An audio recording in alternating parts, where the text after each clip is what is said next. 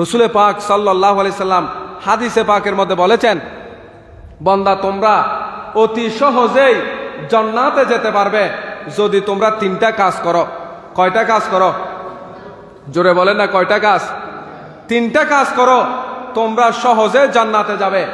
এই হাদিসটা সুনান তিরমিজি শরীফের মধ্যেও আছে, সুনান ইবনে মাজাহ শরীফের মধ্যেও আছে, মুসনাদে আহমদের মধ্যেও আছে। রহমতুল্লিল আলমীর নবী এরশাদে নুরানি করেছেন, উবুদুর রহমান। আল্লাহ নবী বলেছেন, বান্দা তোমরা বেশি বেশি আল্লাহর ইবাদত করো। এক নম্বর কি? যে তিনটা আমল করলে সহজে মানুষ জান্নাতে যাবে, তন্মধ্যে এক নম্বর হচ্ছে আল্লাহর ইবাদত করা। উবুদুর রহমান, তোমরা যদি বেশি বেশি আল্লাহর ইবাদত করো, আল্লাহকে ডাকো, আল্লাহকে যদি ইয়াদগারি করো, আল্লাহ নবী বলেছেন এটা তোমার জন্য জান্নাতে যাওয়াটা সহজ করে দিবে। সুবহানাল্লাহ। আল্লাহর ইবাদত করা দরকার আছে না নাই? আছে না নাই? আল্লাহর ইবাদত করা মানে মদ খাওয়া থেকে দূরে থাকা, জুয়া থেকে দূরে থাকা, মিথ্যা কথা বলা থেকে দূরে থাকা, মা বাবার খেদমত করা, মুরব্বীদেরকে সম্মান করা, ভাই বোনের সাথে সুন্দর আচরণ করা। এই আদর্শ, এই সংস্কৃতি যতদিন পর্যন্ত একজন মুসলমান লালন করবে না, ওই মুসলমান কখনো ওই অপসংস্কৃতি থেকে বের হয়ে আসতে পারবে না। এই জন্য রহমতুল্লিল আলমী বলেছেন তোমরা বেশি বেশি আল্লাহর ইবাদত করো।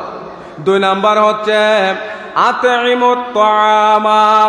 বান্দা তোমরা যতটুকু পারো তোমাদের সাধ্য মোতাবেক তোমরা মানুষকে খানা খাওয়াও, মানুষদেরকে তোমরা খানা দাও। সুবহানাল্লাহ। মানুষদেরকে খানা খাওয়ানো এটা কি ইসলামী সংস্কৃতি? বলেন না। মানুষদেরকে খানা খাওয়ানো এটা কি ইবাদত? এই জন্য আমরা মিলাদুন নবীতে মানুষদেরকে খানা দিই, আমরা ফাতেহা করি, আমরা উরুস করি, আমরা এই ফাতেহা করে, উরুস করে, মিলাদুন নবী করে, শাহাদতে কারবালা করে, সবে মেরাজ, সবে বরাত, সবে কদর করে আমরা মানুষদেরকে খানা দিই। এটা রসুল পাক সাল্লাল্লাহু আলাইহি ইসলামের হাদিসের উপর আমল করি। জোরে বলো না সুবহানাল্লাহ। খানা খাওয়ানো এটাও একটা মুসলমানের অন্যতম একটি ইবাদত। জোরে বলো না সুবহানাল্লাহ। তাহলে যেখানে খানা খাওয়ানো ইবাদত, সেখানে বিরিয়ানি খাইলে এটা কি গুনাহ হবে? বিরিয়ানি খাইলে কি গুনাহ হবে? না না, এটা গুনাহ হবে না। যে যত বেশি খাইতে পারে, যে যত বেশি খাওয়াইতে পারে, এটা ইবাদত হবে। জোরে বলো না সুবহানাল্লাহ। আমরা মিলাদুন নবী করে বিরিয়ানি খাই, আবার পক্ষান্তরে কিছু মানুষের মাথা নড়ে যায়, এরা লাফালাফি করে। কেন করে? আল্লাহ যে তাদেরকে খাওয়ার তৌফিক দেয় নাই, আল্লাহ যে আমাদেরকে দিয়েছেন, ঈর্ষা করে তারা হিংসাবশত হয়ে আমাদেরকে অপবাদ দেয়। জোরে বলো না নাউজুবিল্লাহ।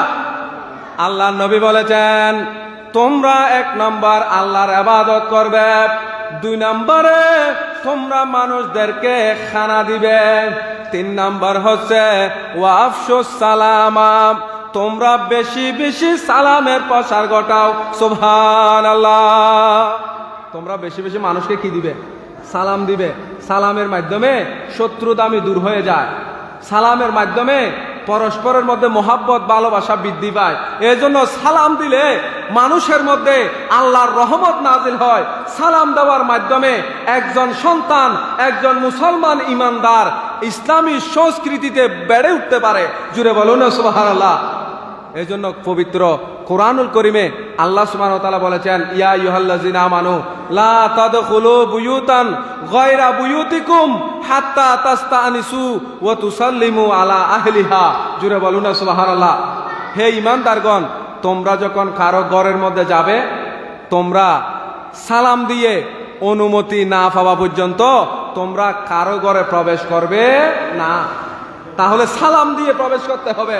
তাহলে বোঝা গেল সালাম দেওয়ার মধ্যে আল্লাহর রহমত আছে, বরকত আছে তা নয়, সালাম দেওয়ার মধ্যে মানুষের জন্য দুনিয়াবি অনেক উপকার আছে। তন্মধ্যে এক নম্বর হচ্ছে সালাম দিলে মানুষের প্রতি আন্তরিকতা, মহাব্বত বাড়বে। জুড়ে বলুন না সুবহানাল্লাহ। এই জন্য ইসলামী সংস্কৃতির মধ্যে অন্যতম হলো সালাম দেওয়া। আল্লাহ নবী বলেছেন, এই তিনটা আমল যদি বান্দা তোমরা করতে পারো, তোমরা যদি আল্লাহর ইবাদত করো, তোমরা যদি বেশি বেশি সালাম দাও, তোমরা যদি মানুষদেরকে খানা খাওয়াও, আল্লাহ নবী বলেছেন তাদখুলুল জান্নাতা বিসালাম, তোমরা সহজে জান্নাতে প্রবেশ করবে। সুবহানাল্লাহ। তাহলে ইমানদার হিসেবে আমাদেরকে আল্লাহর ইবাদত করতে হবে, সালামের প্রচার ঘটাতে হবে, মানুষকে ভালোবাসতে হবে, মানুষের উপকার করতে হবে, মানুষদেরকে সৎ কাজের আদেশ দিতে হবে, অসৎ কাজে নিষেধ করতে হবে। সমাজের মধ্যে মদ জুয়াকে সমর্থন করা যাবে না, সমাজের মধ্যে অনৈতিক কার্যকলাপ করলে প্রতিহত করতে হবে। এভাবে যদি আমরা ইসলামী সংস্কৃতি সমাজের মধ্যে বাস্তবায়ন করতে পারি, তাহলে অপসংস্কৃতি আমাদের থেকে বিদায় নিবে। সুবহানাল্লাহ।